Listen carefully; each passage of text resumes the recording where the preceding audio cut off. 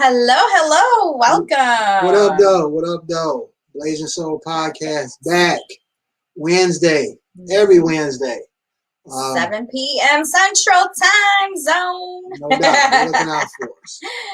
Yes. As always, we are here to bring topics on current events, what's going on in the Asian and Black community, putting a spin on some of the disparaging comments and thought processes behind Asian and Black community, and also give a spotlight or a feature to minorities that are role models, that are community leaders, that are entrepreneurs, business owners, those who are making an impact on our community. Yes, definitely. And tonight we are excited to bring to you Miss May. She is a social worker for Chicago Public School District, and she is also the executive director for a Lao organization. So we're going to bring on May to join you right now. Miss May, hello, welcome. Hello. Thank you so much for having me. Absolutely, and thank you for coming to join us here on Blazing Soul Podcast. How you doing? Yeah, wonderful. Thank you so much for asking. I'm really excited to be on your show. Okay, well, let's first start out and tell everybody kind of who you are and what you do. Okay, yeah, absolutely. So I am a school social worker with Chicago Public School. So that's my full-time job. And I've been doing that now for 14 years on the south side of Chicago. And I also am the executive director with Lao-American organization of Elgin. So I've actually just been doing that for about a year and a half when I got promoted to that position. But I've been involved with the community with Lao-E for the past 10 years. Oh, wow. That is awesome. A lot of experience behind that. So for those who don't know, your organization, what are you guys' mission statement? What are you out there to do or accomplish? Okay, yeah, absolutely. So with Lao-American Organization of Elgin, we work with the Lao community primarily in the Elgin and Chicagoland area. And right now we have several projects. One is actually a mental health project, and we have a hepatitis B project, and also, let me see, I would say 2 of the projects have to do with mental health in a survey-wise. Okay. So let's kind of get into your background and how you kind of came to the point you are now. It seems that all of your endeavors are out to help people, to help the community, to help others within our general community. So taking a look at that, let's talk about your background. When you started out, where did you do your schooling at? Yeah, absolutely. So like I said earlier, I grew up in the Elgin area. So when my family resettled, we did resettle in Elgin right there. And so I went to Elgin High, Elgin Community College, right? Yes, I'm an Elgin girl. And when I graduated, I transferred to the University of Illinois at Springfield. So that's where I got my bachelor's, my BA in psychology. And then I transferred up to UIC to get my master's in social work. So I have been in the field since. That is amazing. Wow. It's great to see that. Now, you said when you guys relocated. So what is your story by actually getting to America and getting to Elgin? Were you born here? How did that story kind of populate? Right, absolutely. Excellent question. So I was actually born in Laos, and I would be what people would call the 1.5 generation. So I was born in Laos, but I grew up here in the US. We came when I was 4. So it was my parents and my sister, and I was 4 when we came, and we got so much assistance at that time in 1989. The Elgin, Elgin is actually Vientiane's sister city. Yes. City. So a lot of people who were coming from Laos actually resettled in this Elgin area because of that. And so when we came, there was a lot of help available. We went to the Well Care Center, right, to get food stamps and everything, baby's milk. We went to the YMCA to learn English. So at that time, the community, the people that were already here, really went above and beyond for the individuals that were coming in. So it was really a tight-knit community. And then so they would tell you, okay, you need to contact this person, this organization to do this. So it was set up very well.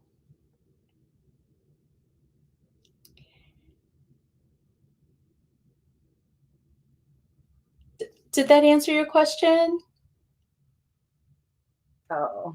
Yes, I'm sorry, we have a little technical difficulty there. Okay, I was like, you want me to keep going?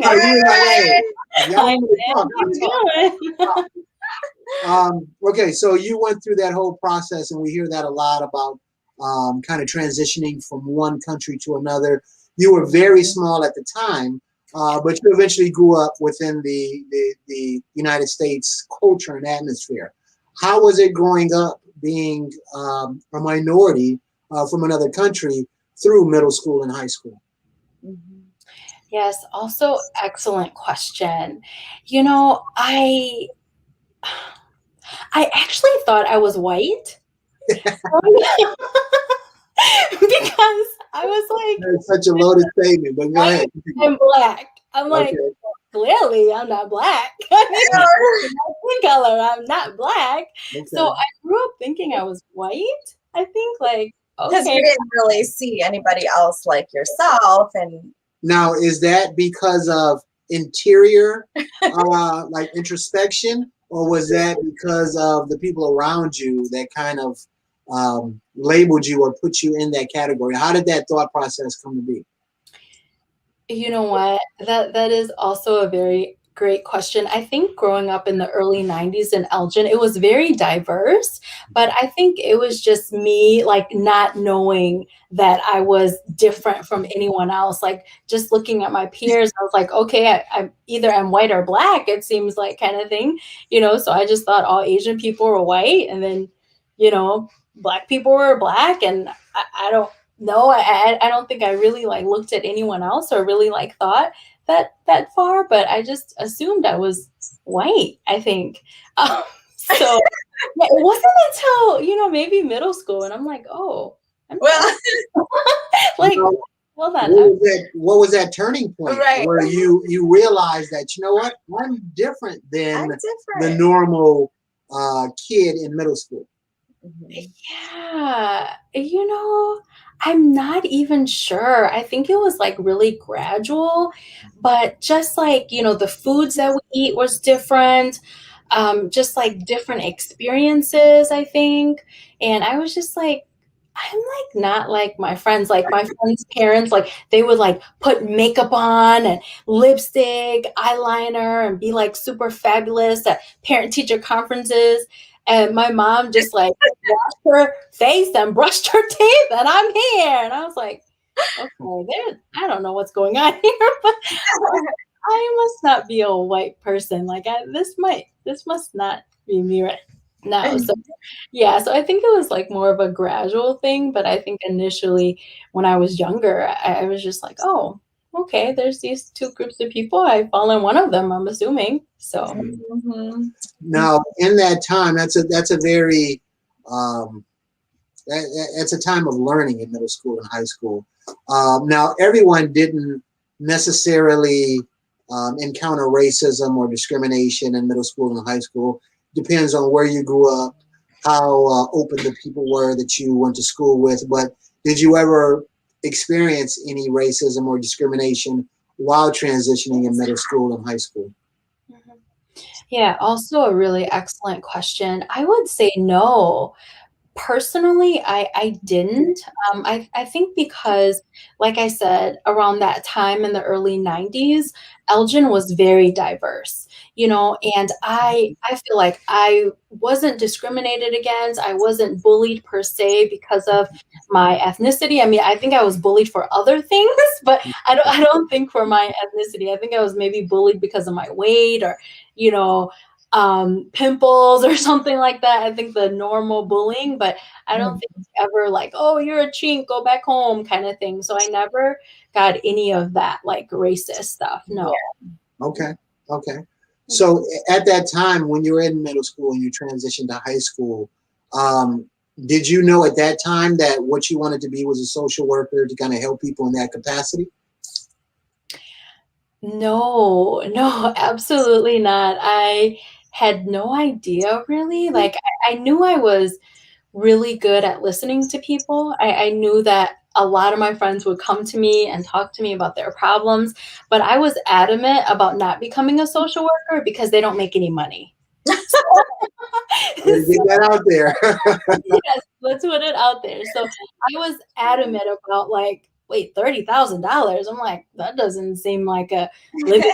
Like, I don't think I can live on that. So I was adamant about not being not being a social worker. I was like, okay, I'm going to be a psychologist. And I think up until literally my last semester of undergrad, I thought I was Wow. a psychologist. And then I took one class in social work. I was like, oh my gosh, I'm a social worker. I am a social worker. Like that is me. That's my heart, because like no offense to any other field, counseling, we all do the same thing just in different ways. Right. But with social work, it's actually get a chance to look at someone and not just look at them for one thing. Maybe they're not doing well in school, or maybe they're on drugs or whatever, but you actually are able to paint the full picture. And I think of individuals. So I think that's what really drew me to social work, being able to say, wow, like people, we have so many facets and so many elements of us. And I really believe that social work really allowed me to look at all of those areas. Okay. And it's not uncommon for people in undergraduate to change, their specific, I guess, thought process of what they want to be and change their major. It might be a little unique that you did that in your last year when you were a senior, but because I think I toyed around freshman, I wanted to be a lawyer. Then I transitioned to. Why didn't you go that route? No, I'm just kidding. Let me tell you exactly. When I started in college, initially the classes I was taking and the field of study that I was doing was more of an assistant, a paralegal. And I remember two guys behind me. We were in the auditorium and they were calling out, your major so you can come pick up your material. And when they said paralegal and I got up, one guy said, he didn't say it to me, but he said it to his friend, that's a glorified secretary. And that stuck with me. Okay, so when that stuck with me, I'm like, nah, I can't do that. And then I got to the creative aspect. So that's when I made my way to marketing. But I did change once or twice before I kind of came to that conclusion that I wanted to go into marketing. So after high school, you get into college.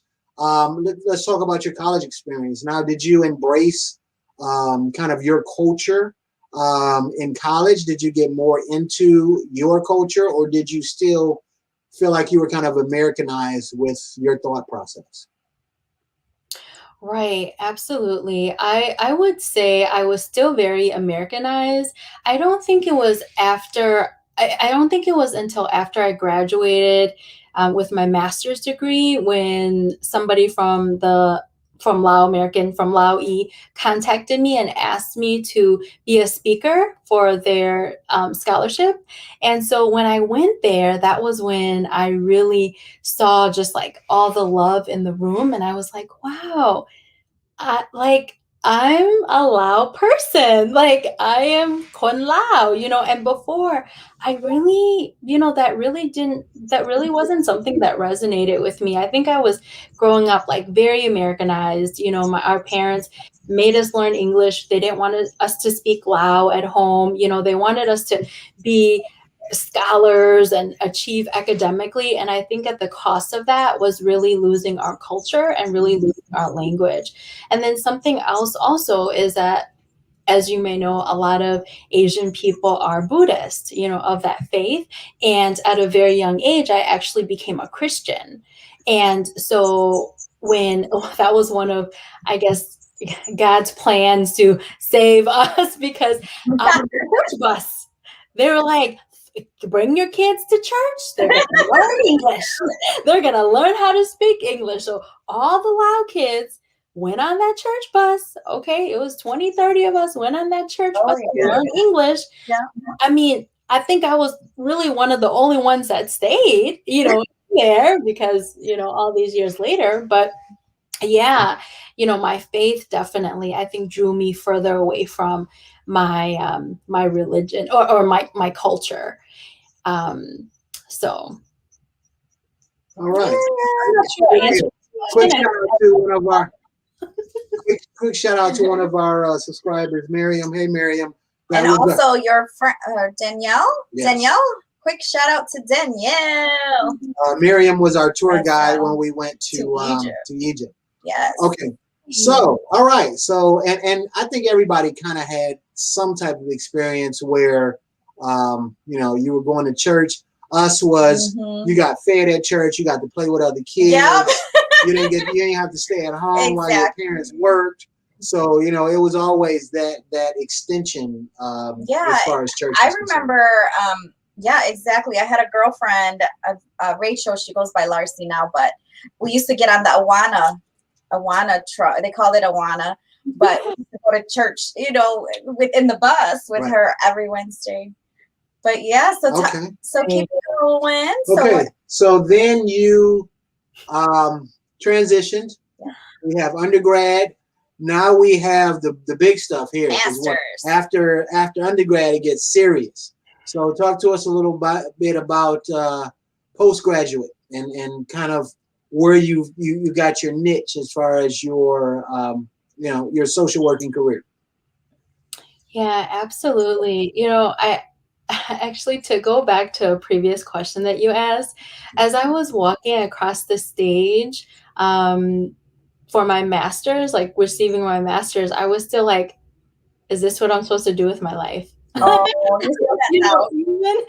even as walking across the stage, it was like, man, is this really what I'm supposed to do? Am I going in the field? So so for those college students, right? Like, I think even if it is your field, like, I think you're going to question it, like, until you actually get into it, until you actually get into social work or whatever field to really know, like, yeah, I really like this. Okay. So my story after graduate school. So when I graduated, I actually didn't have a job. I couldn't find a job right away. It was really difficult. I actually had to borrow like $10,000 from my mom and dad. Like, you guys, I had no income whatsoever. I'm like, I had an apartment. Like, thank God they gave me a car. So really all I had to pay for was like the apartment, but internet, anything. I had zero cash. So I had to borrow money from them. And so one day I just like literally like after coming from a job fair, like got on my knees and was like, God, I need you to intervene. I was like, if you can breathe life into dead, decaying, dying bones and Ezekiel, you need to breathe life, please. I'll pay my tithes. I'm faithful. And I will say this. I really want to give a shout out to God, because bachelor's, master's, no student loans. Oh, wow. Yes. So, I mean, God, like, just really took care of his girl, for real. Like, no loans, debt-free, master's degree. I don't think a lot of people could say that. No, because I have so much student debt, it makes no sense. Okay, I'll be paying my student loan off when I'm between the two of us. When I'm 111. So that is amazing. Now, how did you go about being debt free out of college? Because that's the biggest concern with going to college. I hear people say all the time that college doesn't dictate your career, which it does not. But in my opinion, it gives you a step up. It starts that process of you being a professional far sooner than just basic experience. But a lot of people have a good counter to that to say, why do I want to burden myself with 50, 60, 70, 80 grand in student debt initially in my life when I'm 18 through 25? So how did you get through not only your undergrad but postgrad as well without debt? Was it scholarships and things of that nature, or how did you come to that I guess gift? Yeah, absolutely. So my family, because we were so poor, FAFSA paid for it. So that was my associate degree, FAFSA paid for that. My bachelor's degree, FAFSA paid for that. And then when I got my master's degree, I got a graduate assistantship. So they actually paid for my school. They paid for my class. I had to just pay the fees, but they actually paid for my tuition. So I was able to get a research assistantship. And so I think another thing is that even at a very young age, I always thought about like how I always try to think about like how this whatever my decision is gonna like affect my life in the future. And like you were saying, Marcelo, I was like, I didn't want to be in debt my whole life. Right. So to me, it was less important to go to a private school when I had to pay like 30, 40, $50,000 a year. That was less important to me than actually just getting the degree. So Sure. that's why I went to the University of Chicago, like Springfield, the University of Illinois at Springfield, University of Illinois at Chicago, all state schools, because I was like, I don't think I need to have a $100,000 degree, like, Right. yeah. And I was on the fast track too. I actually got my master's degree at the age of 23. Oh, wow. Wow. Yeah. So I actually graduated like in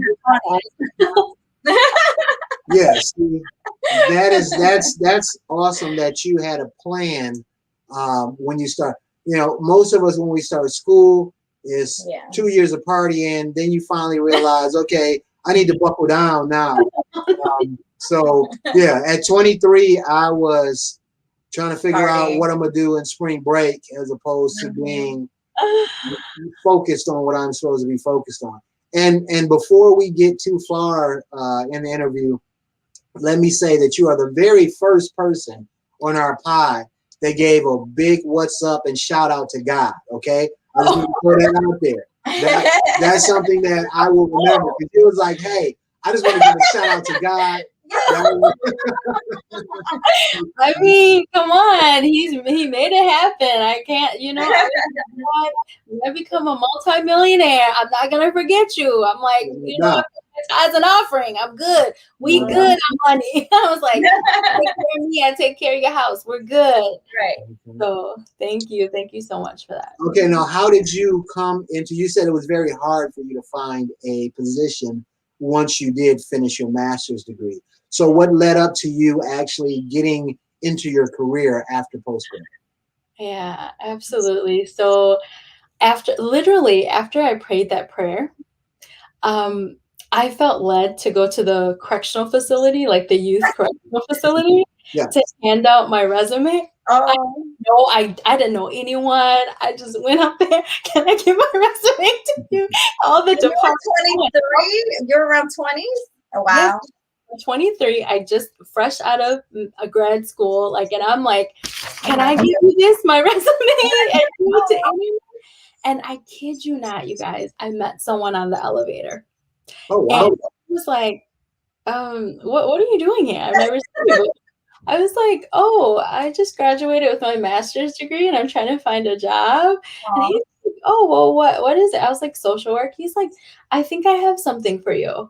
So literally, he gave me my first job after graduating.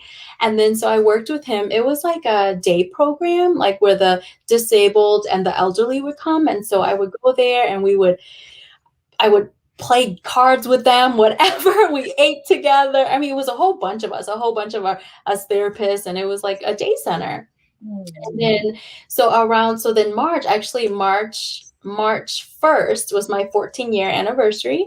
So with CPS, so around March, that was when the door opened. And that's actually a funny story too. So at the church that I was going to, Bright Star, I'm a shout out to Bright Star, Bright Star Church of God in Christ, Pastor Chris Harris, love him. Oh my goodness. I know Pastor Harris. Yes, Shout out Pastor Harris. Yes, shout out to Pastor Harris. Yes. So that was when I was going to the church. So when I moved back up here in 2006, and when I say here, I mean Chicago, I started going to Bright Star. And so you wouldn't believe me if I told you, but I would go. I was very faithful. I taught Sunday school. I attended all the class. I mean, whatever I could do, like I was a greeter, whatever, right? I've always been very involved in the church. And so on Wednesday, it was actually Wednesdays, there was this lady, I'm going to shout her out to Dr. Trice. Okay. She would go to and visit the church on Wednesdays. And so, you know me, I'm just like, hi, everyone. Like, I mean, obviously before COVID, so I would give everybody a hug. I would just like welcome everybody because I was just like, because this was my home, right? This is my church.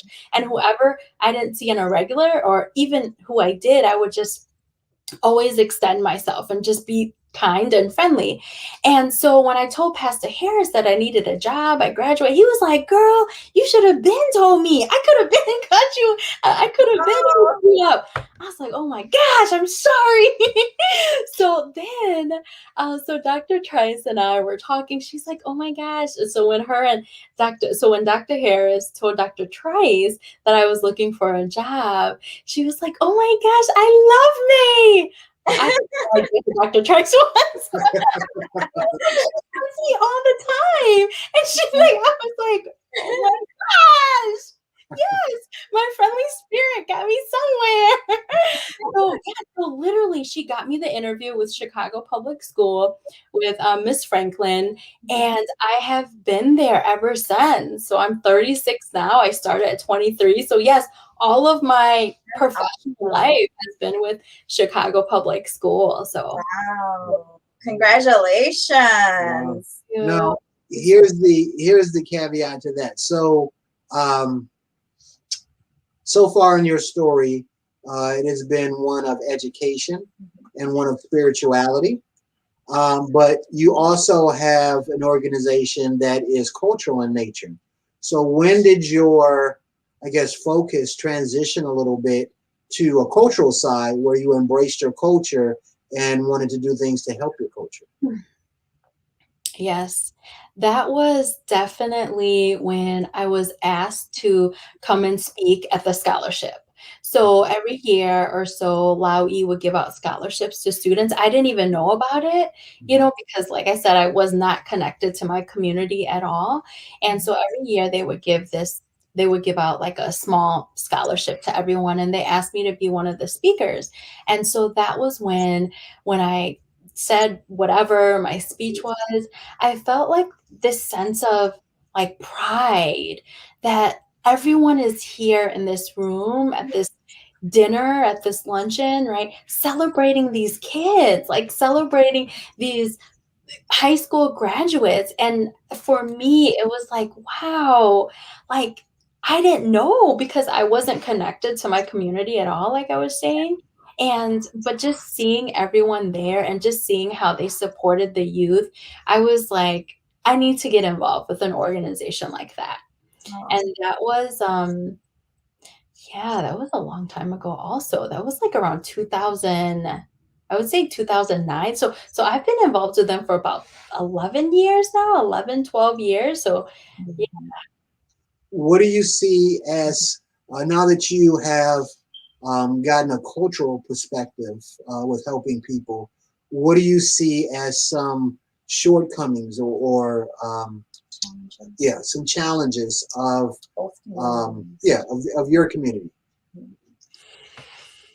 Yeah, that's because you're here when you transition to that, your ultimate goal was to help. So where do you feel that the culture or your community needed that assistance? Right. You know what? I do want to share another story of kind of what brought me back, I think, to really like bring the story full circle, that when we first came to America, Mr. K, um, who was still a board member with Lao-E, he actually helped our family, like with doctor's appointments. Like he was, young and tender back then, so he was helping our family, He like was young and tender back then. young and All tender. right. He's That's like good in his to hear. 20s, he's like 50 now, So then That's old to you. yeah, oldie. Yeah, I'm 47, so She's I just all want, like, yeah, I just want to throw that out there. That's old, but I'm 47. So. Well, you're still young and tender. Don't worry about Okay, all right. it. Okay. yeah, Yeah. you're close. Yes. So it was like really like, I think I wanted to give back. I remember him helping my family, and I wanted to give back to the organization that helped us when we got started. So I think that's really coming around full circle on that. And I guess how did I come to think? Well, I figured I'm educated. I have my bachelor's, I have my master's. Yes, I actually, you guys, I actually have a really good paying job, believe it or not. If you want to get into social work, get into school social work, okay? Mm. Because you get your summers off. So when I started thinking Oh, what nice. I wanted to do with my life, I was like, okay, one day I'm going to have a family. I need to have my summer. One day I'm going to, so I was like, where can I do that? So it was in the school setting. You get your summers off, all holidays. So technically, I only work 9 months out of the year. Right. And so in addition to my master's degree, I actually am like all but dissertation too for a doctoral degree. Okay. Okay. Go ahead and brag. No, we like it. Go ahead and brag. Go No, ahead. no. Let's not get into that because because I'm all about dissertation and I still can't get that dissertation together. So we're not going to even talk about that. But because I went to post grad, right? So I actually make really good money because CPS pays you by steps. The higher education you have, the more education you have, the more money they pay you. So Okay. yes, please get your higher education, even if you don't get the degree, get the extra education. So Marcelo, I forgot what question you were trying to That's ask. okay. That's all right. I'll bring it back. Making it rain. So when you started your quest to help your culture, as I said, your previous, I guess, milestones in your life have been educational and spiritual. But when you got to the cultural aspect of your journey, where did you see the biggest need for help as far as your Lao community is concerned? So when you got in there, you said, okay, I want to do something to help as well. Where did you go? What was your focus as far as helping your community? Right. So at that time, when I came in, I actually attached to Asian Health Coalition. And at the time, Edwin was the executive director. And he was like, May, listen, we have money to give your organization. Like, if you decide to be the program director, like I literally made up a department, like they didn't have one. So he had me make up a department like for the health and women's, right? And so that was when we began collaborating with Asian Health Coalition. And then we were able to bring in, I think within like, I want to say 4 or 5 years, over $100,000 easily into the organization, which was a lot of money, considering, they were like really, having a hard time like with the collaborations and making those connections. So yeah, I would say within like less than 5 years, we brought in over $100,000. We also at that time put together the first, and if you research my name, mine is the Alirad, you'll see all of the things that Lao-E has done. We put together the first Fox Valley Women's Breast and Cervical Cancer Program. We also, I don't know, it's just so much. Hepatitis B, like everything. So everything that was health, like we were able to do it. Colorectal screening, hepatitis B screening, hepatitis vaccinations, flu shots, like everything. But then when I decided I wanted to get my doctorate degree. Then I kind of took a back seat in, I think it was like 2014, 2015.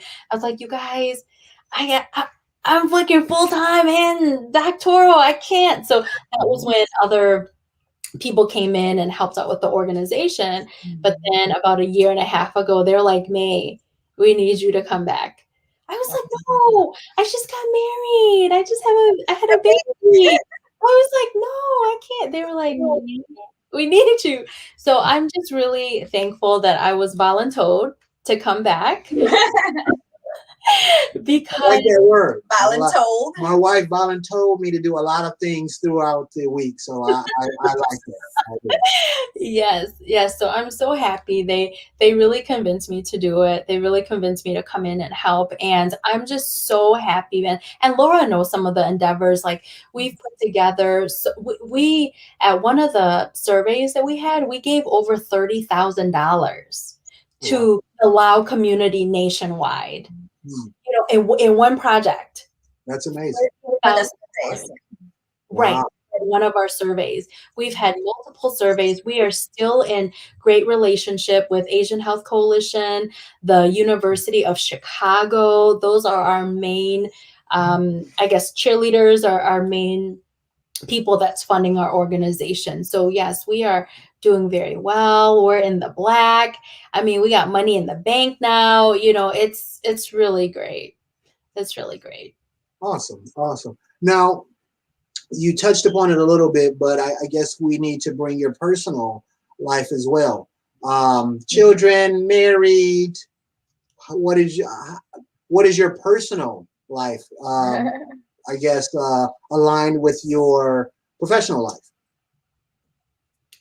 How does my personal life align with my professional life? That's So you do so much in the community. So you have a 9-to-5 that you work and help people. You have an organization that you champion, that you help people. With all of that on your plate, do you have time for a personal life, first of all?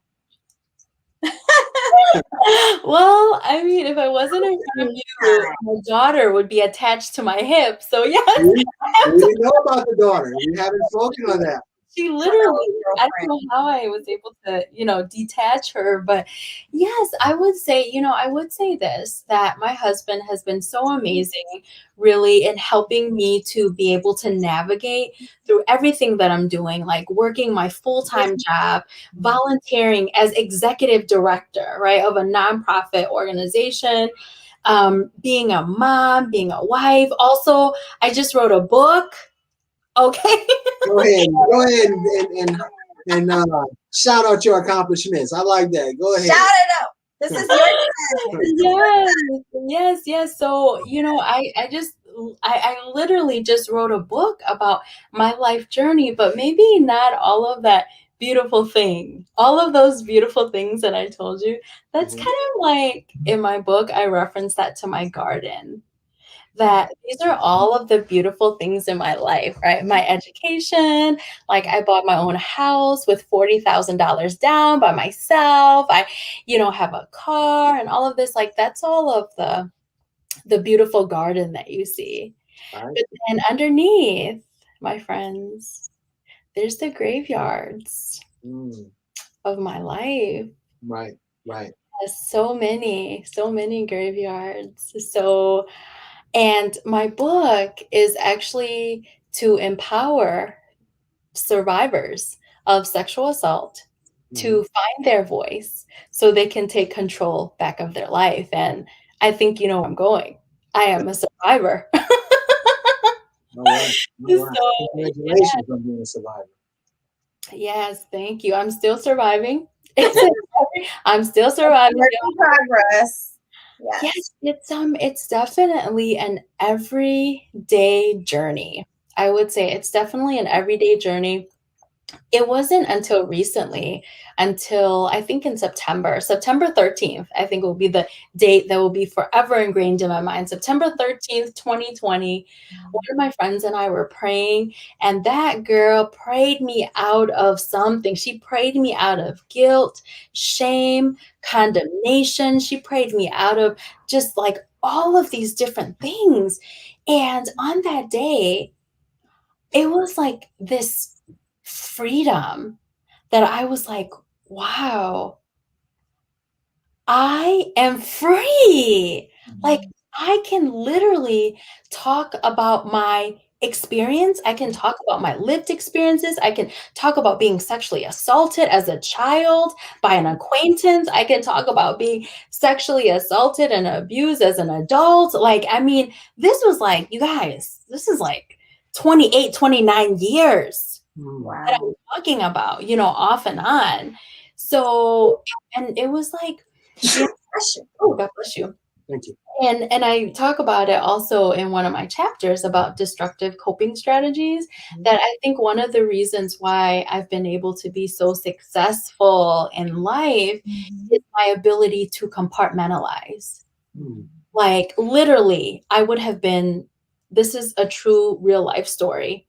I got sexually assaulted, and the next day went to work and didn't tell anyone and acted like everything was okay. This is how I became the master of compartmentalize. I am the master, right?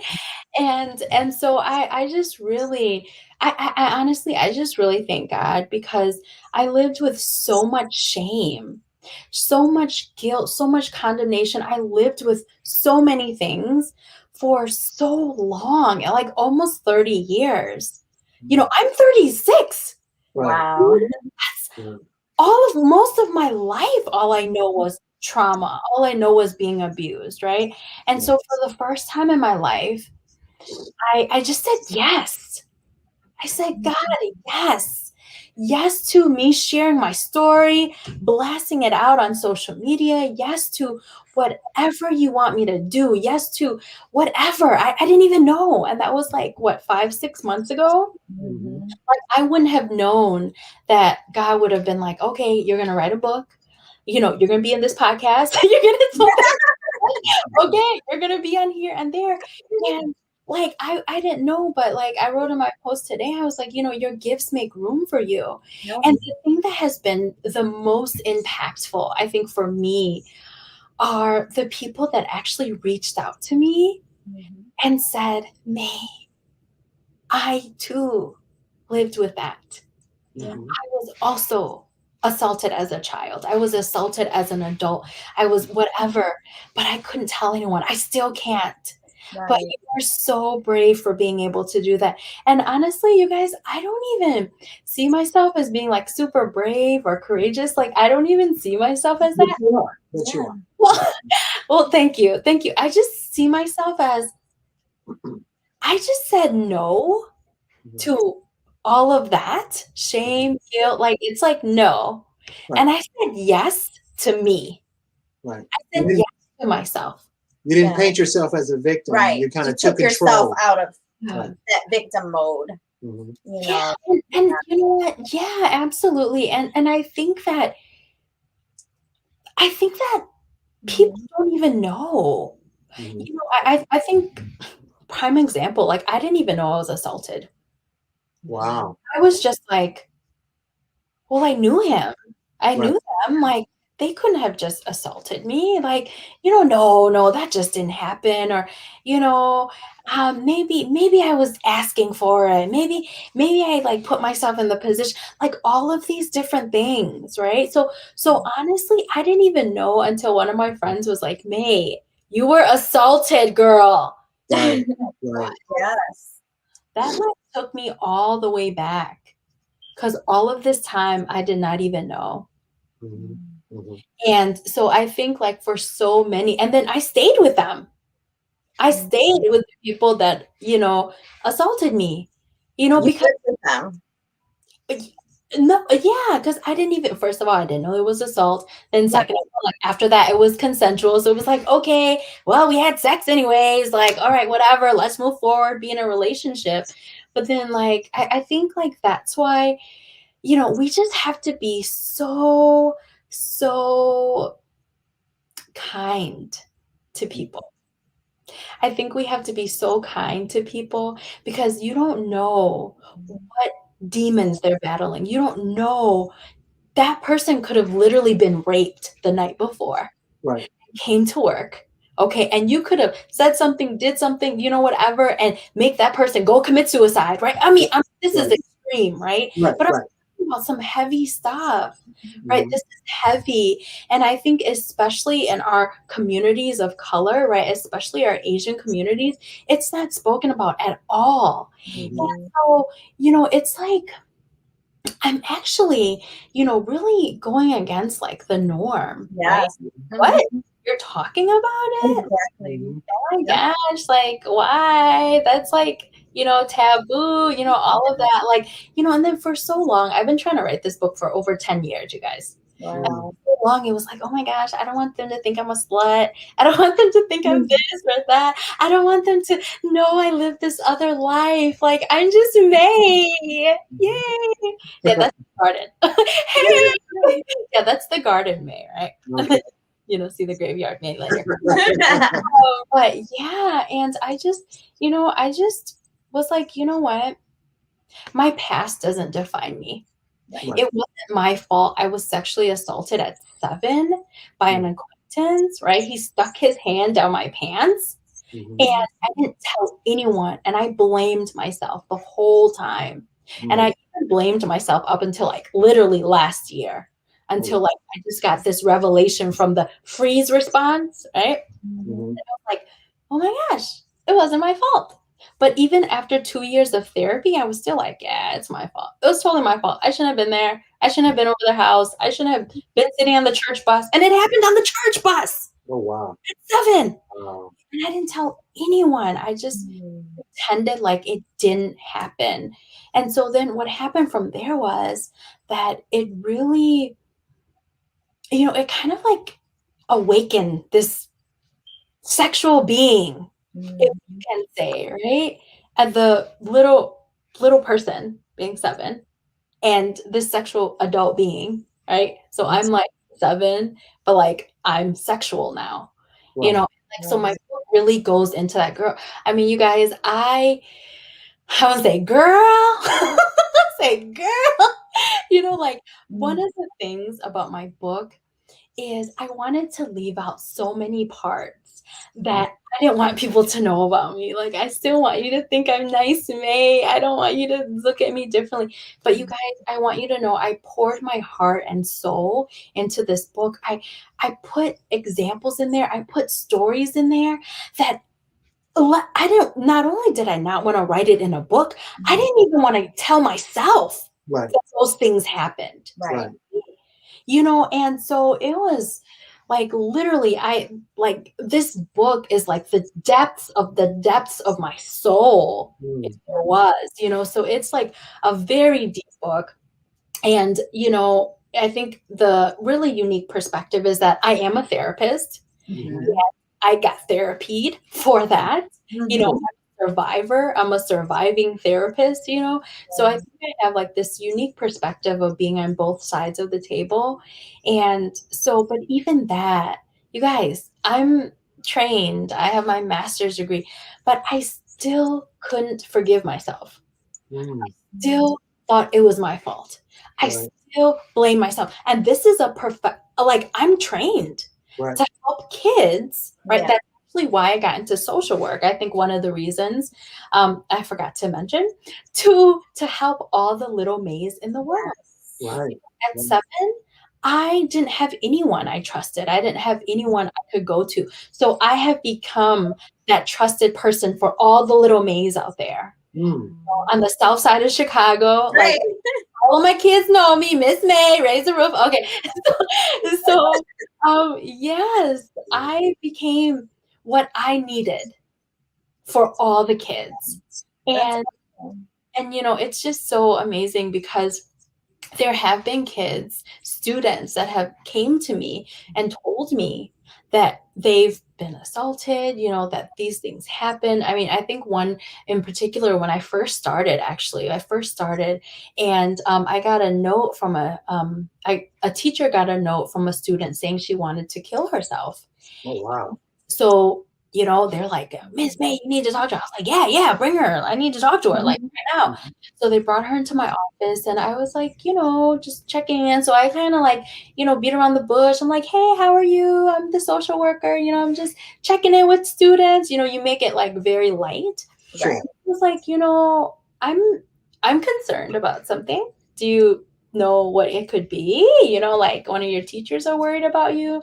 And she's like, oh, the note? It's like, the note. She's like, I'm like, can you tell me about it? Like what? And then that was when she was like, yeah, my cousin sexually assaulted me. Like my cousin like did this thing to me. And I was like, oh my gosh. And you know what? I remember that story like literally like it happened like yesterday.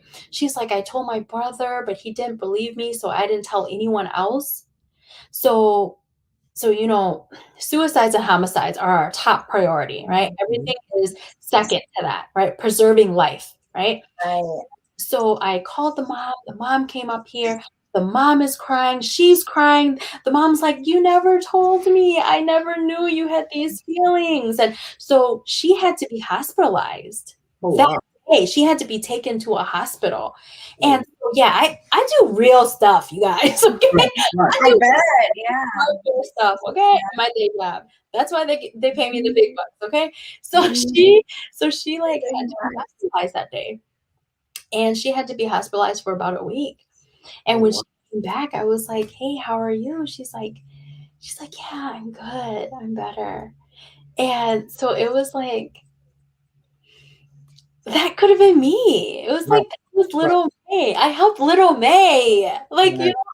and that story and so many countless others, right? Like, stick with me. I love what I do. I love being with the students. I love like helping them like figure things out. Like, especially those like, like I said, I'm in the south side of Chicago. So sometimes you have parents that aren't always present. We'll just use that way, okay? That aren't always present and available. So Right. and emotionally there for their kids. And so I just, try to be that positive person in their life that's like, hey, let's think about things differently. Let's, think about this. Let's think about goals. Let's think about other things. So I'm just really grateful to be in, that position. So Wow. Wow. Yeah, That's amazing. Yeah, that's amazing being an extension of a parental figure. Yeah. Your story in a whole is very inspirational. But we have a few people out there, and one of the main questions that we see is where can they get this book at? If they want a book, if they want to get it, how do they get it? Yes. Okay, you guys. So the book just went to the publisher for the first round of edits.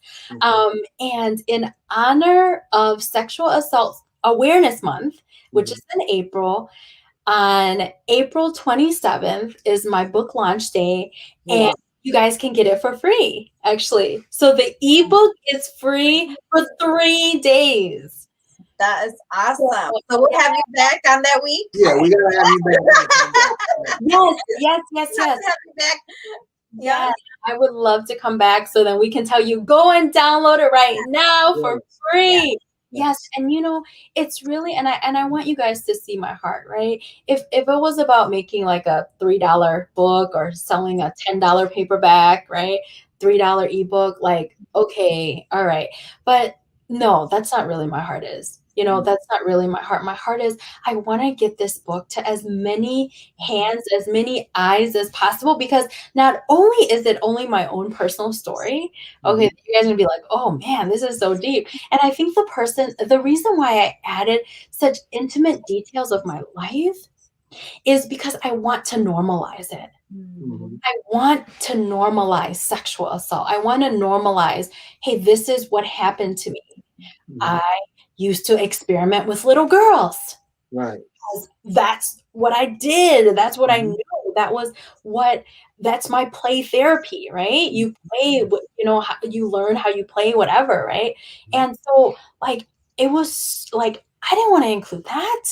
Like, but I was like, no, I have to. If I'm trying to help people, I have to be vulnerable. I have to get down to the nitty gritty, like, because nothing about this is beautiful. It's all ugly. Right. All of it is ugly. until you make it beautiful, Right. until you say, no, no more. Yes. Mhm. You're not going to control my life anymore. No Yes. shame, guilt, condemnation. No. Okay. And I'm choosing to heal from this. So what I want my book to be is when you make that decision to heal. So you know what? I'm going to read this book a chapter a week. I'm going to do reflection. So, okay, that was where I was going. Yes. So not only is my own personal story, right? Mhm. It's lessons that I learned and lessons also social worky stuff that you can apply, right? Because I am a social worker. So you're actually getting, free social work with One, right? a therapist, There right? you go. And I want this book to be like a mentor to you. And the third part is it has a reflection. So I actually ask you, hey, do this assignment, do this activity. And I hope we don't go over time, but I do want to give a bonus and read an excerpt from my book to you guys, to the audience. Like, I want to do that. You guys are the first ones to hear this. I want to be, Okay. but yes, so I want this book to really resonate with people. I want people to really embrace the book. Mhm. And I want it to be your mentor. I want it to be your best friend, your confidant. Like one day I got triggered. Oh yeah, I still get triggered. Yeah. Mhm. It's like an everyday thing. Sometimes, it's like you don't just be like, oh man, I'm healed. I'm completely healed. Like triggers are out of my life. Oh no, it's like every day is a new day. Mhm. If you have the skills, then you can overcome these triggers, right? And one day I was triggered so hard, like the image of the person just popped in my mind, and I literally wanted to jump outside of my skin. Mm. Like his face just came up, and I wanted to like leap outside of my skin. Mm. Like scary. I was scared and angry, And then on my way, I told my husband, I was like, "You need to pray for me because it's not going to be a good day." Okay, because it's not a good day. It's not about to be a good day. Okay, he's like, okay. Well, I'm gonna pray for you. I'm gonna pray for you. I was like, okay. So then I got in my car. And I literally am thinking, okay, May, what did you write in your book? What did you write in your book under triggers? What did you write in the book? Like, okay, how can you ground yourself right now? And I literally had to go through what I wrote in my book, in my mind, and help myself through a trigger. And by the time I got to work, it lasted about 30 minutes until I was really like able to calm down, get into a safe space, right? In my mind, like my mind is safe now. Like it took about 30 minutes, but it could have been all day. It could have been all week. Right. Okay, this is real. So I'm like, I'll take 30 minutes, okay? Right. I'll take 30 minutes over 7 days or a month or years, right? I'll take that 30 minutes. Wow. So yes. So I Now, can that book relate to other types of trauma as well, like the self-help part? Let's say somebody may not have been sexually assaulted, maybe they were abused when they were younger in a different way. Is that self-help book a way for them to also, also get better? Yeah, that's an excellent question, Laura. And I actually thought about that too. I really thought about it like, wow, can this really just be a self-help trauma book? Like Mhm. individuals that have trauma, because a lot of the grounding techniques Right. actually would work for anything, for anyone, right? Because grounding is really getting you back to the present moment. Right. Instead of being at a scary place in your mind, right, where you're at thinking it's happening right now, it actually brings you back To that moment that happened. Mhm. Yes, like that's what the triggers do, bring you back. But grounding will bring you back to this moment right now, like at this very second. Yeah. You're actually able to like refocus. So I'm gonna say yes. I'm gonna say yes. It would apply to individuals with other traumas as well. Yeah. I want someone who has a different trauma to read the book and let me know. Right. Please let me know. If you have questions or anything, please email me, Laura. I'm Marcelo. Graciously put it in the bottom. Please email me with any questions. I want to hear your stories, right? Because it's so empowering for me. And like I put on Facebook, like I was literally like through my process, I had so many ups and downs. Like one of the downs was like, you're not good enough.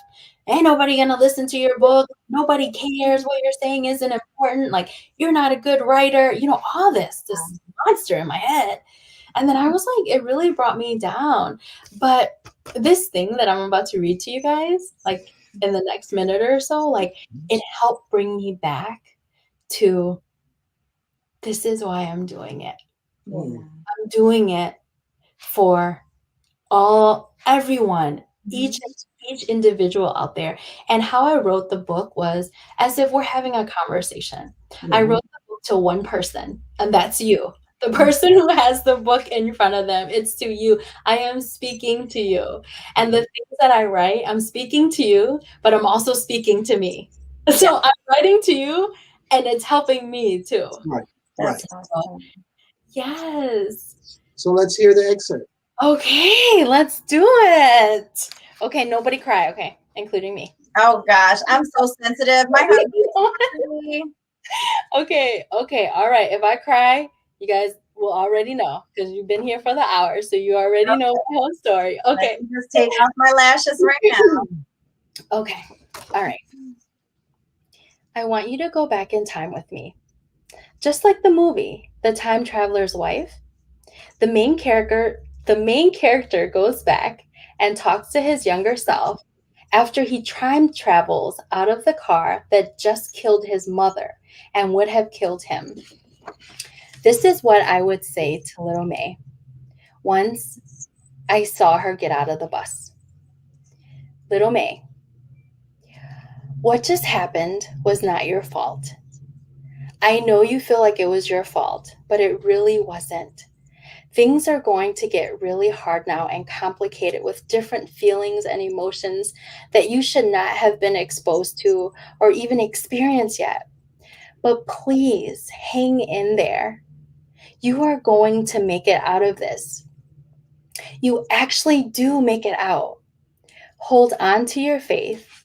Hold on to everything that is good inside of you. Your caringness, your kindness, your willingness to help others. Those are the things that will keep you grounded, going, and moving forward. You made it. It will be challenging, but stick with it. You made it through. You made it out. You are beautiful and wonderfully made in every way, shape, or form. Don't blame yourself for not doing anything. Your brain just tried to protect you by making you freeze. You'll understand that when you get older. You are the light of this world. You are everything good. You are a little sunshine. Please do not give up. If you hang in there a little longer, you will see that you made it out on the other side. I know you can't see this now, but I'm actually you. Well, future you. And I came back from the year 2021 to tell you that you made it. But if you can trust me, you made it. And I am so proud of you. You have made me so proud. You did the very best you could. And I am so very proud of you. You are stronger, powerful, braver, and more amazing than you know.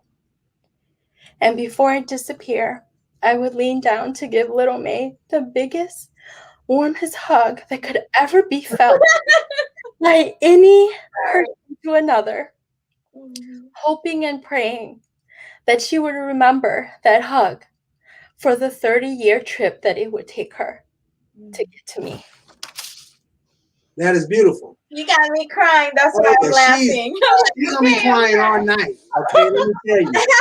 She will be in tears for the majority of the night because of that excerpt from your book. And it was very, very inspirational, very emotional. And that is something that from a base level can be used in any form of trauma to let the person know that things are going to be all right. That thing, we even got a brother up there who's feeling it, but it's a base that everyone can kind of rationalize that things will get better. This is a moment in time in your life. It's very traumatic, but that you can get better. And that can be extrapolated to almost any trauma. Yeah, any trauma that you went through. So first of all, let me thank you for sharing being so that with brave. us. Yes, Yes. that is amazing. Thank you for that. And now that you've read an excerpt and people are getting Kleenex. Yeah. Everybody getting Kleenex, and everybody going to bed crying right now. Oh. But Happy it is tears. also, Really happy tears. yes, it's tears of joy. Yes. But that is kind of a lead up to now you have to come back when the book comes out, read a little bit more, talk a little bit more about that. We got to get this book out to the public at large. This is a book that definitely will help a ton of people going through, especially with this time and things that is going on in the world right now. This is something that could help a countless amount of people. So if we can use our platform to help you spread your message, that's what we want to do without a doubt. Definitely.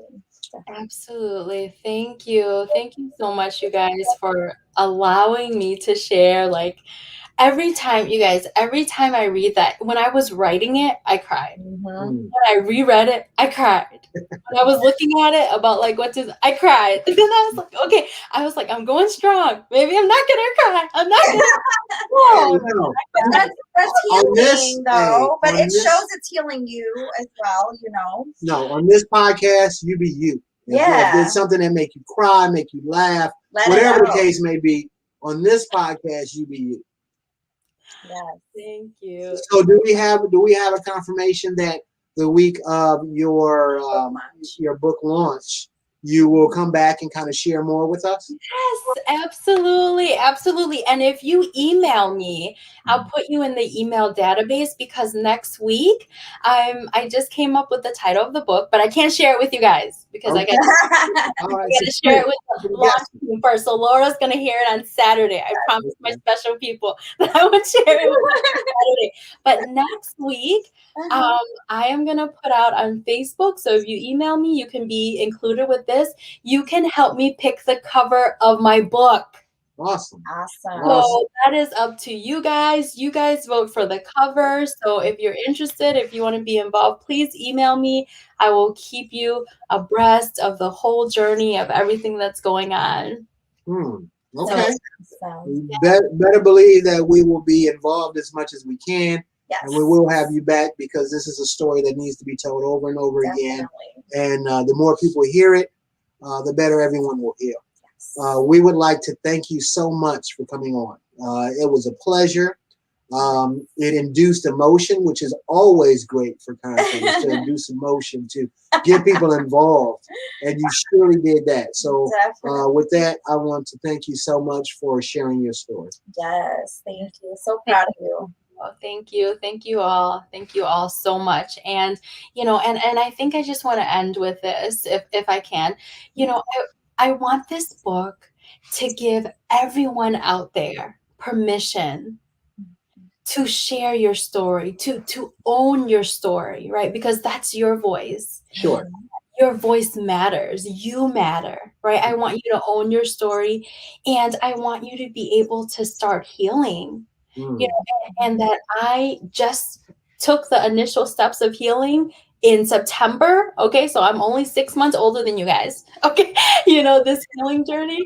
So I want everyone to start their healing journey, and you start that by making a decision of saying, I'm gonna own my voice. I'm gonna own my story. That whatever happened to me in the past, that doesn't define me anymore. I'm who I am. I am this person now. I'm healed and walking in that healing every day. So that is amazing. Yes, it's definitely needed, especially in our Asian and Black communities. So we appreciate you coming on the show and sharing all that and helping us heal the world. Yes, thank you. And we're going to hold you to that commitment that you said. We will have you back on. So put that on your calendar. Yes, I will. Thank you. Once again, thank you very much. Yes. Okay, thank you. Thank you all. Okay. Thank you. Wow. Okay. Yeah, that was a more. Can y'all see? Can y'all see the tears? Because she was like, and when we get off here, for the rest of the night. It's gonna be like, that was amazing. She'll cry, and she'll be like, oh, I love her so much. Then she'll cry. So it induced emotion with my wife. I know my wife. He'll sit there and make fun of me because I will go through, and sometimes I try to sneak. He'll come in. He doesn't know this, but I'll watch something very emotional. I see someone cry. I cry. It always happens. And I'm like, hold on. I'll run to the bathroom sometimes because I don't want you to see me crying, because you always see me crying on my phone. So I don't want you to see me crying. Or my kids will come in like, Mom, you okay? Yeah, I'm fine. Yeah, she will watch some on Facebook or YouTube, and she'll be like, oh my God, he lost both his arms. And I'll try to show him, I don't want to watch that depressing stuff. Hey, I work a 9 to 5 in marketing. He's like, I don't want to watch all that depressing stuff. I said, but look, but it's a success story. But it has a happy ending. I have a marketing agency. I am hit from all sides with content and social media and things of that nature. But when she come to me and be like, "Oh, this is something you'll like, baby. This is a football player, and his legs got chopped off. He's still playing football now." And I'm like, no, he became a motivational speaker. Right. He's one of the speakers that are in my speaking club. Anyways, I'm not focusing on that story. I'm just saying in general, it will be something that is super traumatic. You know what I'm saying? This dude tried to commit suicide, jumped off a 20-story building, and he survived, babe. And now he's a pastor. And I was like, man, this is not the time. We're two opposite people. We're so opposite. About the guy who got abducted by aliens, and now he's helping the community. And I'm like, but anyway. Okay, let's change the subject. I digress. I do want to give a quick shout out to my my business clients. She's one of my I coach her on her business, but Miss Victoria, she sent me 3 pairs of earrings. She's a wedding designer, but she makes jewelry. And she sent me, this is the Laura. She even has a name for my jewelry. Look, this one is the Laura design. Okay. So if you guys want your own customized jewelry, Miss Victoria makes awesome jewelry, but she is a wedding designer. So if you know somebody who has a COVID wedding coming up, a wedding that they got proposed to during COVID, she makes wedding designs. All right. But I'm gonna give a shout out too. Shout out to one of my partners from college, Omari Barksdale. Okay. He makes a health and energy drink that is all natural. They use all natural ingredients that he has cultivated and put together. So if you're looking for that, send a Facebook message or an email to us. I'll hook you up with Omari. Get yourself healthy. Money is great and friends and all of that stuff is awesome, but there's nothing more important than your health. Yes, so definitely. Step out. Omari will get you healthy, wealthy, and wise.